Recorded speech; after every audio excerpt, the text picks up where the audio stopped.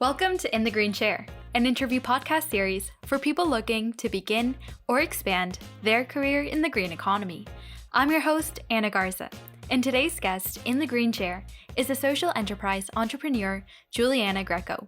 Social enterprises operate on a triple bottom line, so they're out there to increase revenues and to increase the impact on society and the impact on the environment. It's pretty easy to think about a cause that you're really passionate about and then also consider your skill sets, and then you could marry the two and it makes a social enterprise. Julianna is the co-founder and head of growth at Suppli, a technology-enabled platform that facilitates the use of reusable packaging across all channels that touch food. She was also recently named as one of Canada's top 30 under 30 sustainability leaders. In this episode, we discuss Julianna's experience with her startup and how she's helping Toronto make the shift towards a plastic-free city. Welcome to the Green Chair, Julianna. Thanks so much for joining us today. Yeah, thanks for having me, Anna. It's great to be here. Of course. So since the theme for today's episode is around food, I wanted to start off by asking you, what is your go-to takeout order? Wow, that's a pretty loaded question because takeouts, being a crazy busy person, cooking just takes a long time. So I order takeout way too often, a lot more than I'd like to admit. But honestly, probably my favorite is from Pomarosa.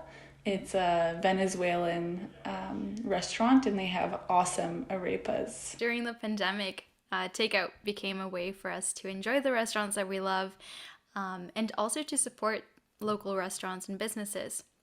But there's also a not so hidden side to takeout. Can you tell me what is happening with all the takeaway containers? The pandemic has really pushed a lot of people from eating a lot of takeout.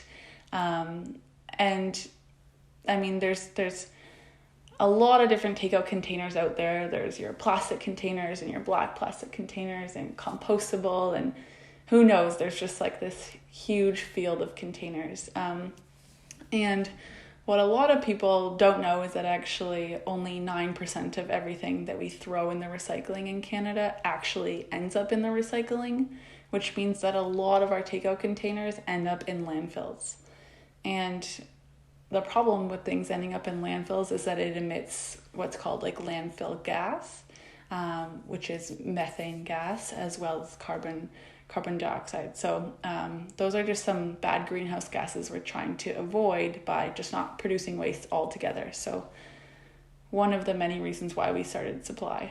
I want to know a little bit more about your personal story, though. You call yourself an environmental foodie. What does that mean? Yeah, self-proclaimed environmentalist foodie. I suppose it means exactly how it sounds. I think that my real journey into just becoming an environmentalist started with food. And I think just discovering food and its impact on the environment is interesting to me, which sounds a little nerdy, but yeah, it's quite interesting. So really just taking my love for food and love for the environment. I don't know what else to call myself. I know on Suppli's website, there's a very interesting fact. It says Toronto serves 39 million takeout meals every year. This means that we're producing 78 million pieces of waste from takeout alone. So those numbers are pretty staggering and overwhelming. I can imagine there are a lot of challenges to come with that. What challenges have you come across as a social enterprise hoping to make single-use plastic containers a thing of the past? I think that a lot of restaurants and a lot of customers are just very happy to now have a reusable takeout container solution because they're just waiting for someone to tackle it so that they can enjoy it. But on the same side of the coin, there are a lot of business owners and a lot of customers who this is a very new concept too. So the concept of you're going to order takeout and what you have at the end, it doesn't have to go in the garbage. You actually just rinse it and return it to a drop-off bin that's then recirculated. So this whole notion of the circular economy and not throwing out your takeout is very, very new to people.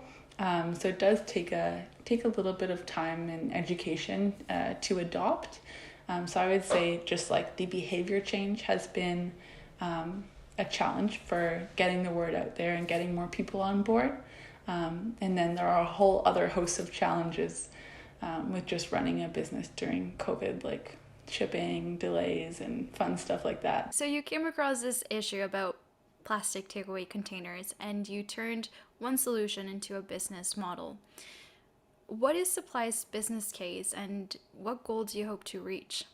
Really, like at the heart of it, Suppli is a technology-enabled platform that enables reusable takeout containers across all different platforms. So right now we're tackling takeout, but in the future we plan to also tackle meal kits, catering, as well as groceries. So if you can it's hard to imagine, but if you imagine a little bit into the future, and no longer will there be waste with your groceries, catering, meal kits, as well as takeout.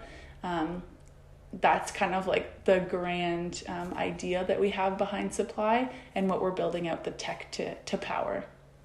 Can you tell me more about what a social enterprise is for those who may not be familiar? If you think about a for-profit business, really they just report on the bottom line, so just financials. But a social enterprise is really one that basically is just out there to do good, but they're also trying to make some decent amount of revenue. So how it's termed is that social enterprises operate on a triple bottom line. So they're out there to increase revenues and to increase the impact on society and the impact on the environment. It's pretty easy to like think about a cause that you're really passionate about and then also consider your skill sets. And then you could marry the two and it makes a social enterprise. So, and one day, hopefully we'll have our B Corp certification too, but not just yet. And what is a B Corp certification? Yeah, so that's just a certification that social enterprises can only have. Okay. Yeah, so you go through a process of submitting an application and then they have to approve you and you have to essentially have a score that's tallied based on the triple bottom line. So I know that Suppli launched in October 2020. Where do you hope this business takes you in your career? What Suppli has done for my career so far is more than I could have ever imagined. Prior to Suppli, I was thinking like, oh, maybe I'll do my MBA or maybe I'll do these things. But really, like building a business is like a MBA crash course, I think. Yeah. So I would say the best parts of it is like learning so much in so many different fields that I would have never touched if I continued on like a corporate career path. And at the same time, it's also building a network of just like super passionate and talented people. So those two pieces have really added to my career moving forward. Part of starting a business from the ground up is collaborating and meeting with different people. So you mentioned that building that network aspect. How do you build a network of contacts that will help ensure your business continues to grow? So I'm very fortunate. I have an awesome business partner, Megan. And so her and I kind of have our own smaller networks that we brought into Suppli of people who we've worked with in past organizations who are just really talented. And we've either like tapped on the shoulder to ask some help for a question or a challenge that we're dealing with. And so honestly, like that's given us a pretty awesome base of people to ask, all the way from like UX design to like PR and marketing and like all the different fields that you might want to touch on. Another awesome way is there are accelerators within like Toronto and the GTA, and we've been very fortunate to be accepted to Venture Lab. So we're in the Tech Undivided program right now, and we have a really incredible mentor there who was a longtime entrepreneur, and they introduce us to a lot of different specialists within a variety of different fields too. So it's really just asking pretty well everyone you know for advice on like their topic of expertise, and then also seeking out programs like that to really broaden your network further. Before starting this business and before having those previous job experiences, what formal and informal education did you pursue? Yeah, I graduated from Western University, and I did a degree in political science as well as sociology there, purely just because I was interested in those things. And then I'm still actually completing a certificate at the University of Toronto for business innovation, which is a lot of fun, would highly recommend. And for a while I was really utilizing LinkedIn Learning too, just for like very specific skill sets, like to kind of upgrade myself in Excel and some partnerships ones, but those are really useful as well. And you mentioned also before how starting a business is kind of a crash course in itself. What challenges did you come across in the learning process of starting a business?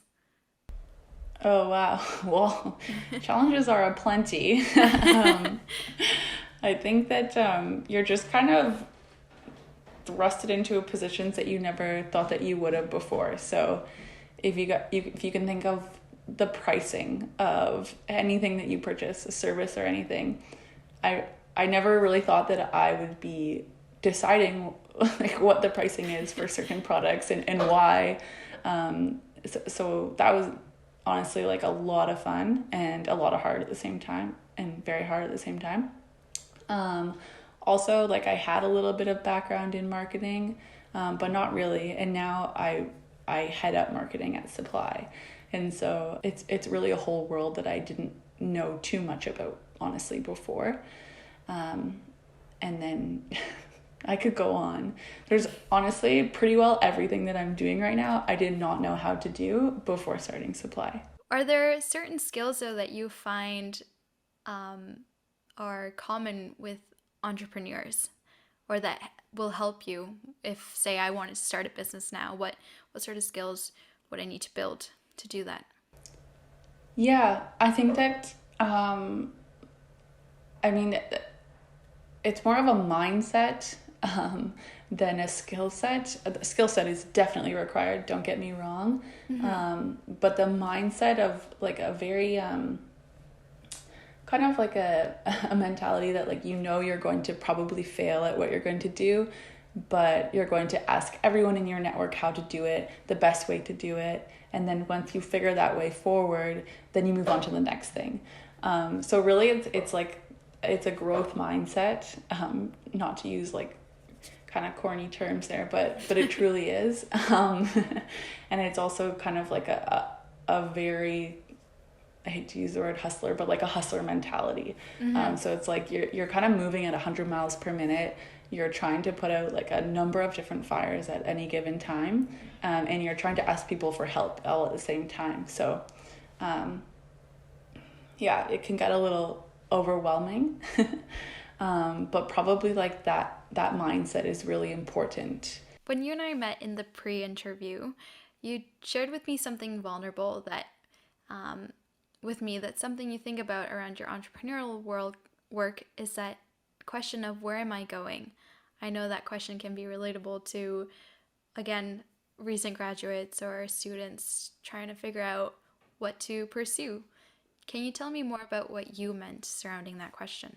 I think that like that's a question that everyone kind of asks themselves at every stage in their lives. I think that for myself, like coming out of university, I like had these ideas about what the workforce would be like, and where I thought that I wanted to be.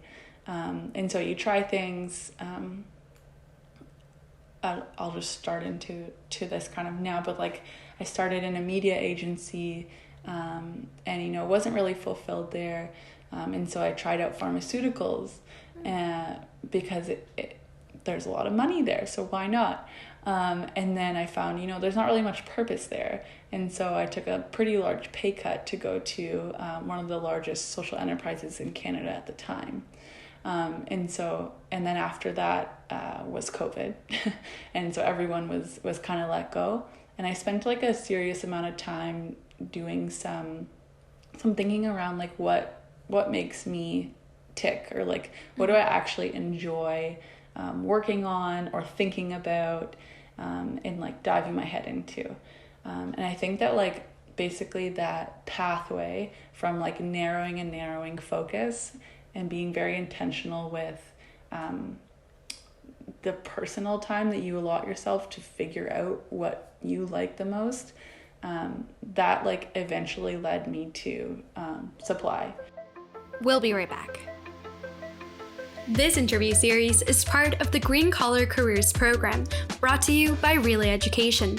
Relay is a Canadian charity that delivers renewable energy, environmental education, and green careers programs for youth. Remember to check out our website, relayeducation.com, and social media channels at Relay Education to find out when our next interview will be posted and to find resources on how to start your green career. I can imagine starting a business product must be overwhelming given the number of products and sustainability issues that exist. So how did you navigate the uncertainty at the early stages of your business? Honestly, I would say is our customers, and customers being our restaurant partners as well as the customers who are actually enjoying the takeout. Those two kind of cohorts of people played a huge role in all of the decisions that we've made to date. We would always come at it with an open mindset and say to all of our restaurant partners, like, listen, you know we are a startup, you know that we are new, like, please tell me if you don't like something, like, I want to know, and like we will literally change it. And so we have that kind of mentality with restaurant partners and customers, and so we've heard a lot of feedback from them, which has actually had us shift our business model entirely. We've honestly had requests to expand to the West End of Toronto and expand to like all over the world, but a lot of West End Toronto requests, like probably every week since we've launched. So basically to start off preparing to really like launch into a new market, we hired a partnerships manager who is awesome, and she's really building up like the infrastructure in the West End. So building up like a list of restaurants that will partner with us, as well as a list of drop-off spots that will partner with us, because that's super important part of the process as well. And then there's a whole marketing kind of strategy around getting more customers in the West End too. So we're kind of in the middle of that strategy. So building up a new market is a lot of fun and a lot of hard work, and it can be a little nerve-wracking, but I think that it'll be awesome once we launch there. I can imagine. And yeah, you're probably taking in a lot of confidence now, hearing that so many restaurants want to collaborate with you. So I'm sure it'll be a lot of success coming your way. Thanks. Yeah, no, thanks. Yeah. And going back to your personal career story, when you began your career, what expectations did you have? Looking back on it now, I think it's funny because I think that like academia and school is awesome. Like you learn a lot, but the working world is just a whole other ballpark. And so when I left school, I was like, I'm going to be in PR, not even truly knowing exactly what that even meant. I just saw this picture for myself and I wanted to be there. And so I had a lot of like misconceptions about what the workplace was like. And I think that's why I am like all for internships, and all for rotational programs. Like those are awesome for people in university, to just like get a sense of what different departments are like. Among those misconceptions, what was one of them? I think the largest one was really that I was like very qualified. I think that in academia, like especially if you're getting good grades in school, I was also in like a couple different clubs, like you're like, oh, I must be quite qualified. And I think academia does that to a number of people. And so getting into the real world, you have to hustle a lot more than I had imagined. And then also like there's a lot of pivots that you just like wouldn't have anticipated. Like changing your career entirely. And like I didn't think that if you would have said, oh, Julianna, you're probably going to work in like 3 or 4 different sectors before you find out what you actually like doing, I'd be like, what? That's crazy. Like, I'm not going to do that. But that's the reality of it. Like, job hopping is like highly recommended to figure out where you like and what you like. How do you think that the perception of sustainability will change in the future, given that, you're a social enterprise focusing on sustainability, and how will that affect Suppli? Yeah, it's actually really exciting. So if you think about, I think it's like common knowledge that the people who are leading the environmental sustainability movement are the younger generations. Mm-hmm.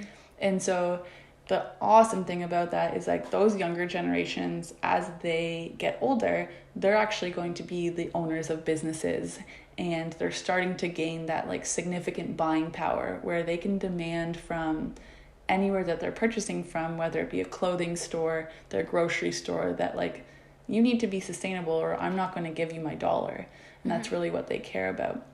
And the same thing for the workforce. Like, they're the ones who are going to be entering the workforce and are currently and owning that space. And so demanding that of their employers to be sustainable.